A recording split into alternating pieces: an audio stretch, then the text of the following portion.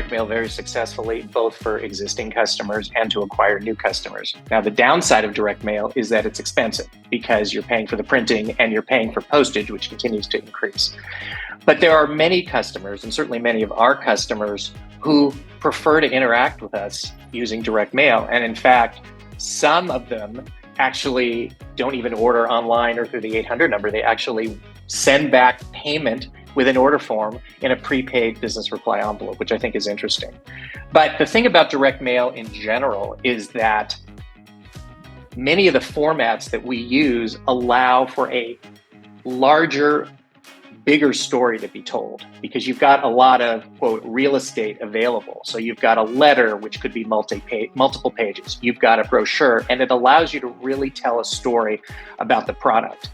And we find that our customers who are acquired by direct mail and who are remarketed to using direct mail are some of our best and highest spending customers.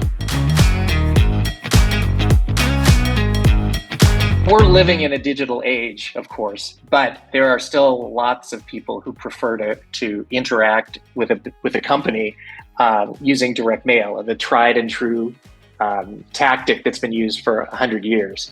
So in 2022, you need to be very surgical about how you use it. Because it is expensive, you may choose not to use it for acquisition. However, you may test it to existing customers and measure response rate, measure your return on investment, measure your average order value. Because again, there are a lot of people who are not comfortable going online and going into a website and putting in their credit card, but they might be comfortable calling an 800 number or even sending back an order form with payment information on the order form, strange as it may seem in the year 2022.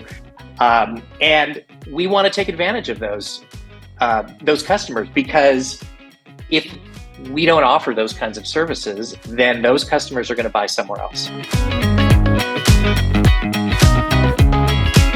Any direct mail campaign, whether it's for acquisition or retention, is sort of broken out into three areas: the list, or in other words, the target, the offer, and the creative.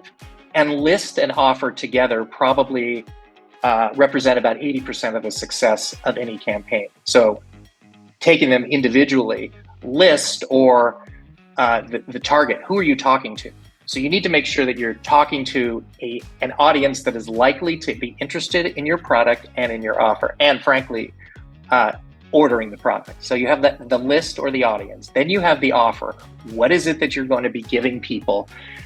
Why should they respond? So they should respond because you've given them a special price and perhaps even a premium on top of it. So in the wine business, it could be 6 bottles of wine, but because you received this mail piece, we're going to throw in a decanter. So there's the offer. So list and offer together represent probably 80% of the success or failure of any campaign. And then creative. Creative is important, but it is the least important of the big three. And then, of course, there are tactics that you can throw in. So you have limited time and limited quantity. So all of these, to sort of infuse a sense of urgency, all contribute to the success of a direct mail campaign.